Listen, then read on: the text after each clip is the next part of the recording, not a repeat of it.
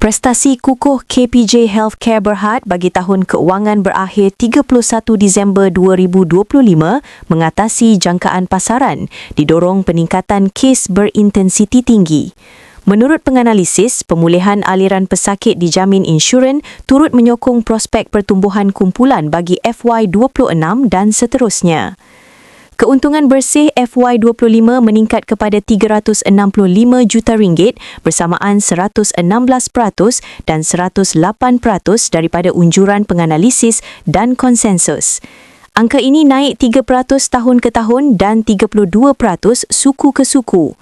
Maybank IB menjelaskan prestasi lebih kukuh didorong penyambungan semula prosedur elektif selepas kelembapan musim perayaan serta peningkatan kes kompleks yang dikendalikan.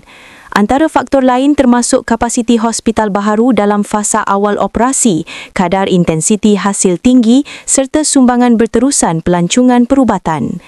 MBSB Research pula menjangka KPJ akan terus menumpukan kepada pengoptimuman aset dan pengurusan kos bagi mengekang inflasi perubatan tanpa menjejaskan margin kumpulan.